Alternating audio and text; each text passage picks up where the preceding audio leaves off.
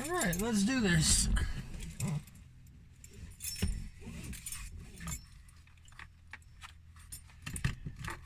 I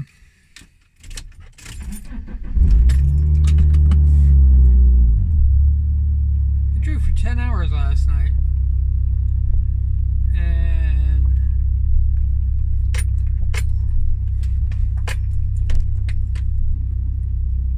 I didn't get very much done.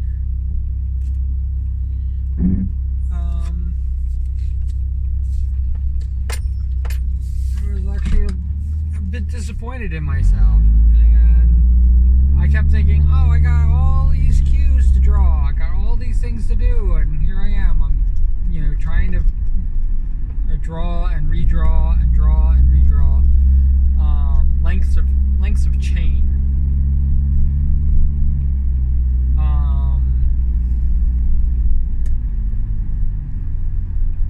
Yeah, it took me a long time to get to do it.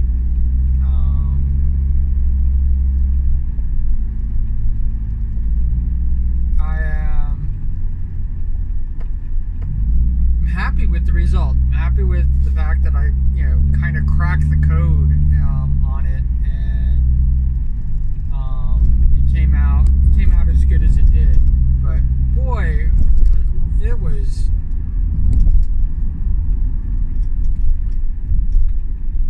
something to learn. I should be practicing these stuff on other things, not on a project that I'm trying to impress somebody with.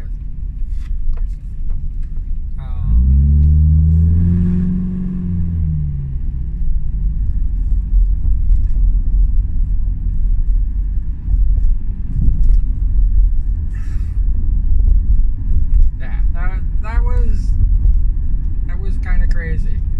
I meant to stream yesterday. I didn't, obviously. In the middle of all of that, me trying to draw chains, I took a break and drew old Gremlin Q. Used Logan. And it came out great. So I was like, I have to admit, I was kind of stifled for something other than looking at the same thing over and over again.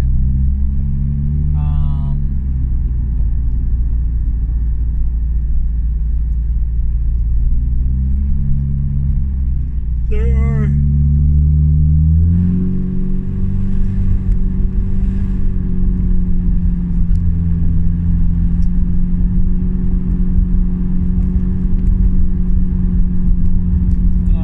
the only one that would actually notice it, but there is one length of chain in the picture that actually shows a little bit of the evolution of my chain work, because I kept it because it was what came out okay.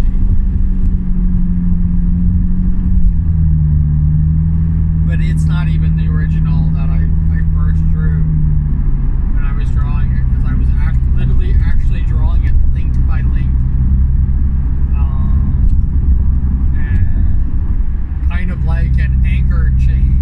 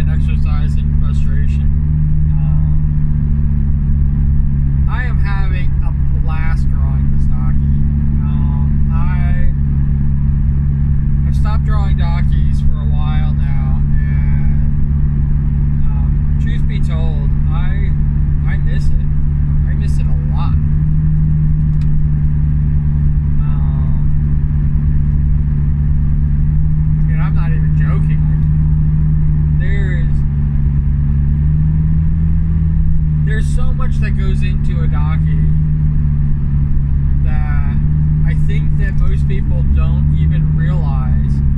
And I think even the artists themselves, even the people who create dockies don't realize there's a sense of purpose to this. There's a sense of design. I've seen people, they make them so that you can have them sideways.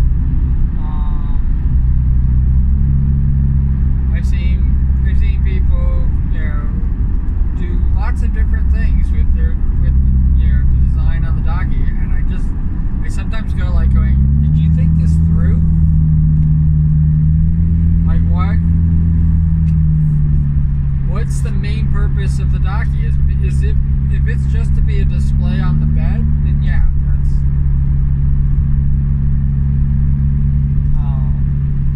doing something like that is perfect. If it is something to cuddle, it needs to be designed to be cuddled. I don't understand why a lot of thinking goes into, or what lack of thinking goes into creating most of these. So I have very few examples, and there might be out there a tremendous amount of examples of what I'm actually looking for, and I'm completely oblivious to it because I'm not part of the community.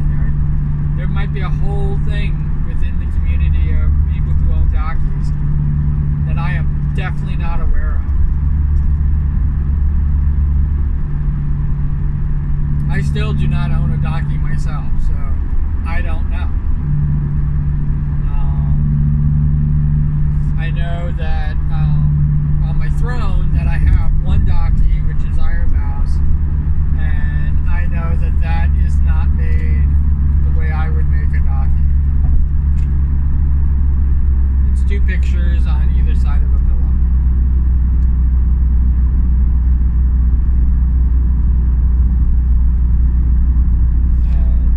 There's two ways that I approach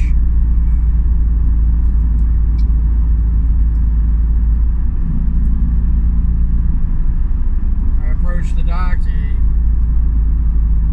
One is it's a front and a back. Whatever's on the front is on the back, and it's the back side, and you interact that way. The other is that if somebody is holding the docky, so either way, they're holding the docky, front or back, the docky will be looking, somebody who's seeing the person holding the docky will be looking at the person viewing it. Those are the two ways that I do it. And I tend to always do a front and a back. With this new docky, I broke my rule again, so now this is twice in 4 dockies that I broke the rule of don't put the hand down below. But I think that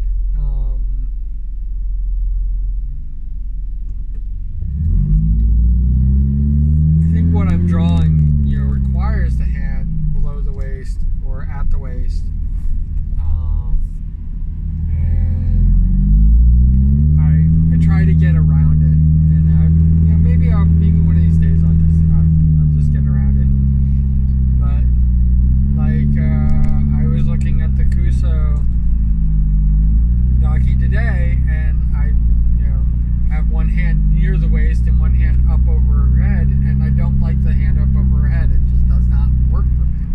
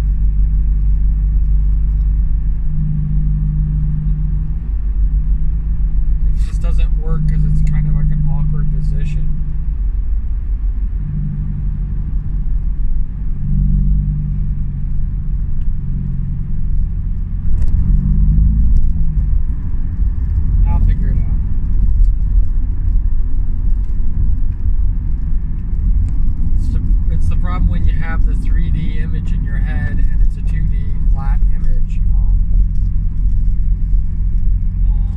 on the canvas. And when it's actually done as a 3D pillow, there's only one shape. So you don't have any of the aesthetics. It's like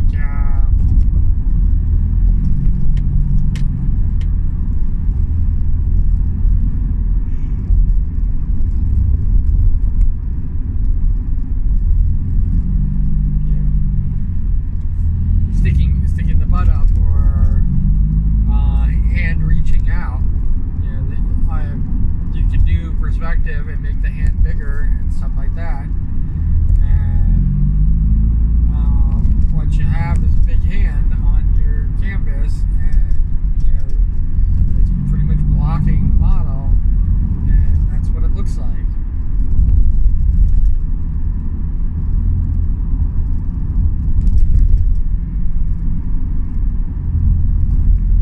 Because once the docky goes sideways, all everybody sees is a part of a huge hand. So pretty much everything has to be on the same plane. So you can't have them in a kneeling position or something like that, or you can't change the camera angle so that you're looking down on them. All has to be in that one flat thing. Everything on the same plane. And realistically, that's easy to do. Most artists don't employ a lot of perspective art, or if they do, I don't see it from a lot of brand new artists. But the problem with being somebody who doesn't know perspective or force perspective is that you can't cheat. You can't do those cheats in the docky, which I use all the time. But the problem with using those cheats is that it can backfire.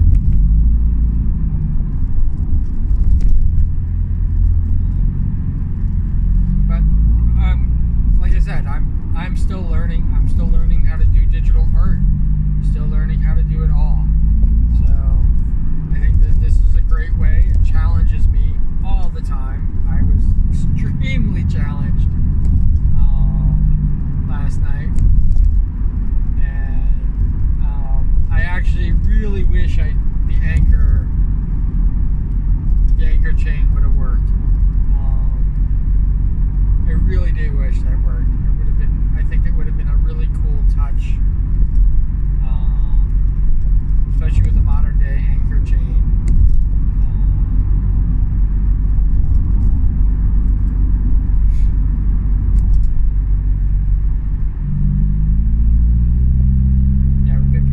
It would have been pretty cool, but I could not make it work. As much as I tried, I could not make it work. And then getting rid of it was hard. It was difficult to do. And then starting over and creating the new chain, which that you see remnants of that in only one strand.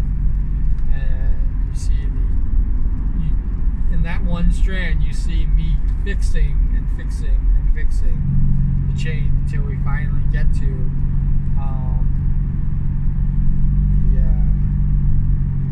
the end result, which I don't know if I have to look at it and see if it's actually in that chain, but it's close.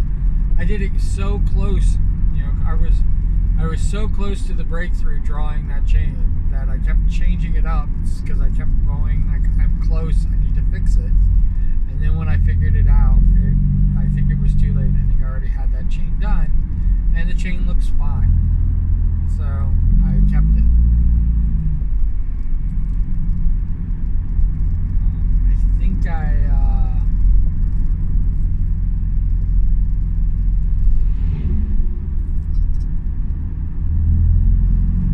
moved the chain a bit, but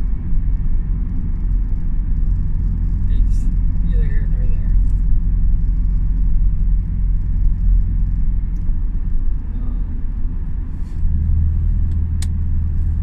I did mention that I'm not at a creative block. I don't have any more real subjects. You know, all right. There's plenty of people that I could turn into a queue. I have 3,000 followers on Twitter. I could easily turn any one of them into a queue. My interaction with people is pretty tremendous. And I could have queues all over the place. So what I'm about to say will not make any sense because I completely am tapped out and run dry. And I still have a couple references that I could make queues, and I just don't. And one of the reasons why I'm not like just doing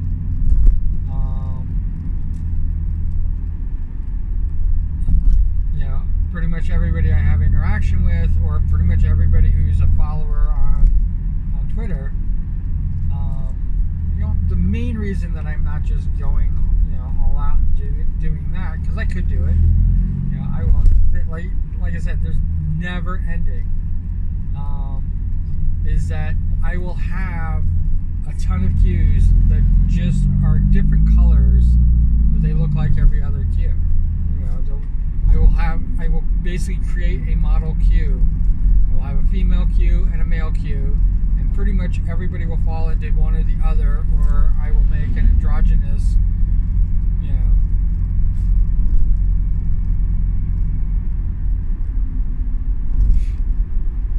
queue that's a mix of all of them. But even that's just kind of like, when you have 10 of them, they all look the same. It just, oh, this one has blue hair, this one has red hair, this one has yellow hair, this one has brown hair. Big whoop.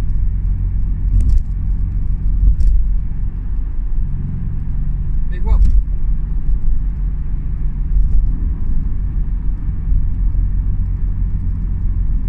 One of the things that attracts me to making queues is people's individuality, what makes them them.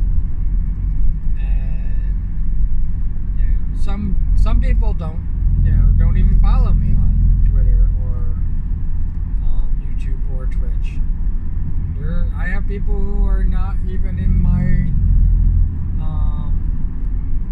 I'm not in their radar at all that I've turned into queues, and it's okay.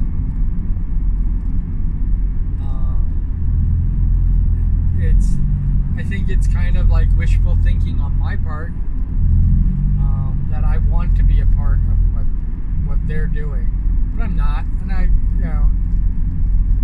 don't make any assumptions that I'm not.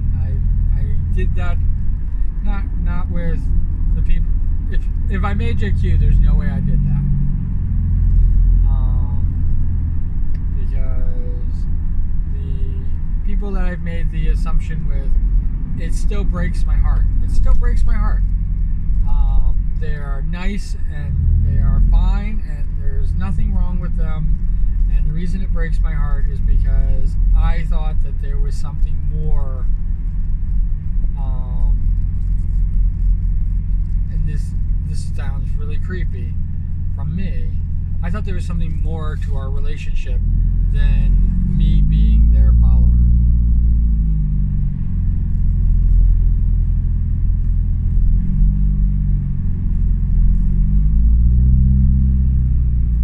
Me being whatever the name of their community is. I am definitely, because of how overwhelmed I am right definitely starting to adopt the mutuals only. Yeah, you have to be following me. You have to be following me for me to interact with you. I can't have it any other way.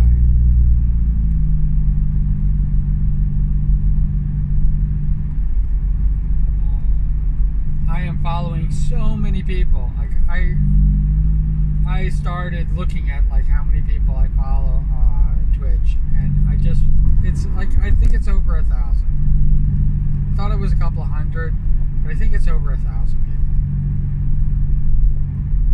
And out of those, how many do I watch? Maybe a dozen.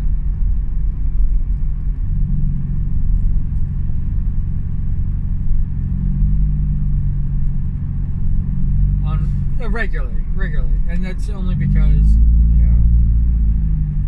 my mutuals are on simultaneously and things like that. But I only have time for mutuals. Like I haven't watched an Iron Mouse stream in so long. I can't even tell you. I haven't watched a non-mutual stream that wasn't me being thrusted into a raid. Coming out from a raid. I haven't watched a non-mutual stream in months.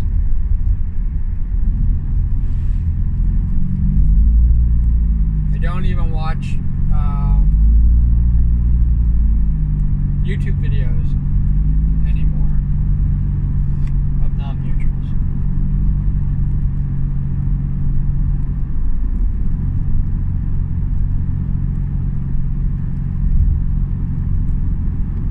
It is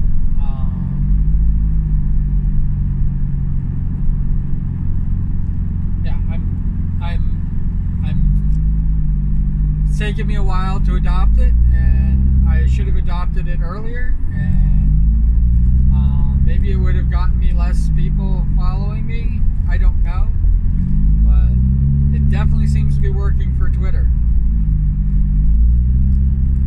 Getting rid of all that excess, people who don't, who I can't connect with, and still getting rid of people who basically, do the mutual follow, but stop following after a couple days. They get rid of everybody they follow, so it looks like they have a lot of followers and not a lot of people they follow. People do that.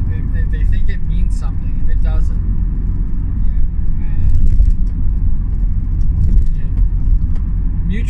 Being mutuals goes both ways. It definitely goes both ways. And I had to learn that. I learned that it was really hard to learn. It was very difficult for me to learn. Because I think that people who are, joking around and, having conversations and stuff like that, and I insert my thing and they react to it, and we have a really nice thing about it, and even people who say that, they want mutes and stuff like that, and, follow me, I'll follow you back, all that bullshit, they drop me like a bad habit.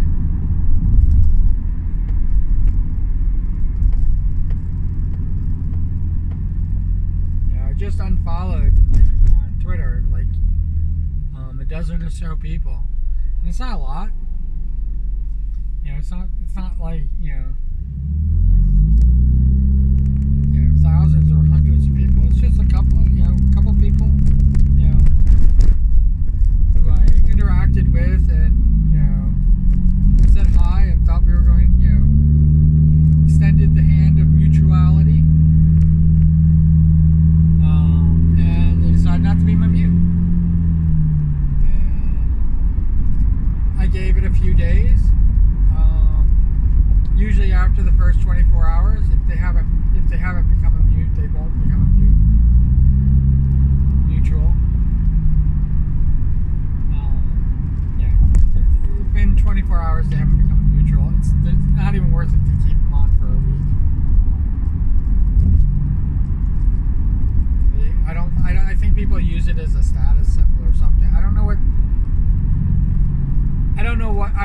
why somebody would want to follow me, why somebody would want me to follow them if they're not going to follow me.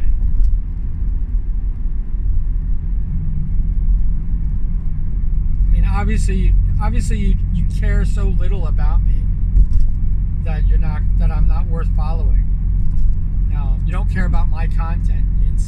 You're basically insulting me in that respect, and then you expect me to follow you because your content's that great, because you produce something that is, that's never been seen before, and that you are not interacting with me because you don't want to interact with me. You just want me as your follower? I don't get it. It doesn't make any sense to me. You're not worth following.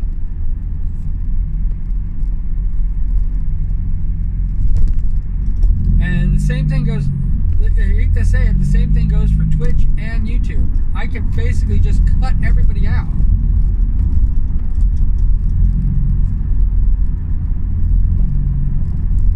Who I don't know follow YouTube. This drives me crazy with YouTube, with these masked followers. And I understand they probably don't have a page, and they probably don't have anything really set up, and they could be a bot. Most of my followers are probably bots at this point, waiting for me to do a long live stream so I can weed them all out again.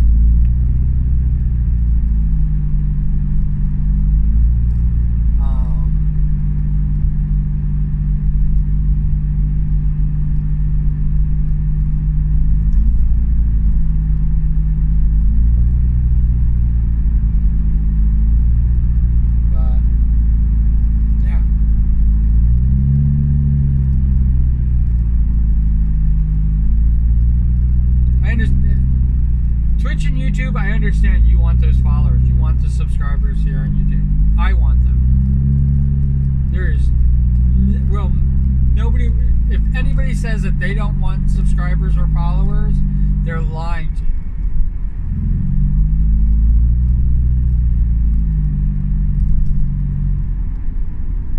Yeah, I am literally going, I think I'm going to become neutral only.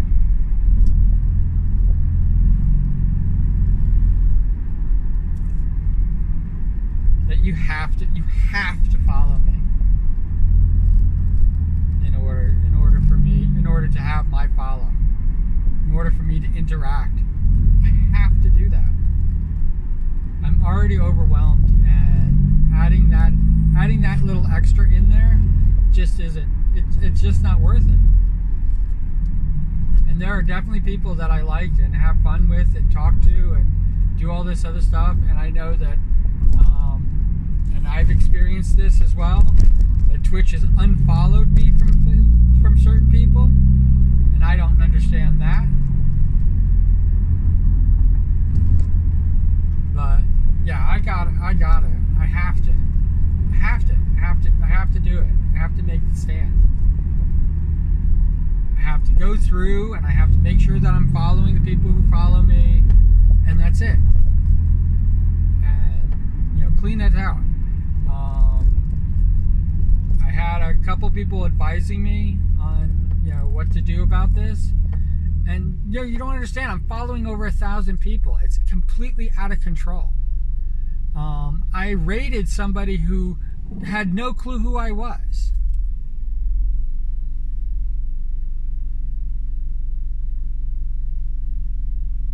And I raided them because they were online, and I raid from the bottom to the top. Try to help people out.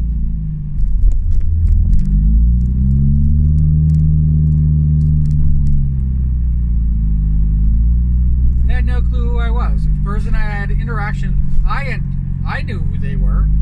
I've interacted with them. That's the reason why I chose them to follow. But as soon as I got there, they had no idea who I am.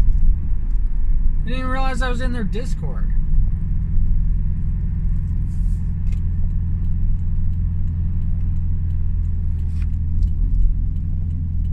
And that's when I realized they don't even follow me.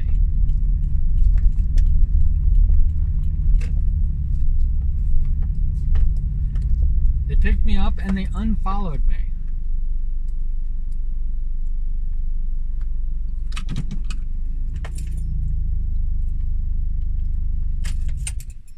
And our interactions meant nothing to them. It meant something to me because I was actually still following them. But the fact that they dropped me and here I was, I rated them. I gotta stop doing that.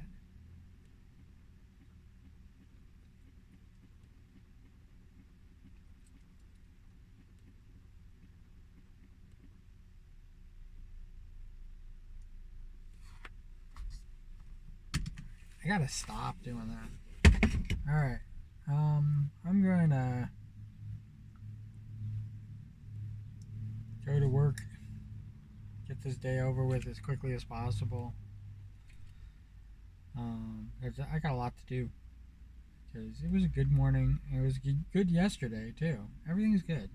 And, yeah, I want to keep this, momentum going and keep it up. Alright, so you guys have a great day, and I'll see you later. Alright, and, if you watch this all the way to this point, obviously, put a cool beans in the comments. And as always, cool beans. Alright, take care.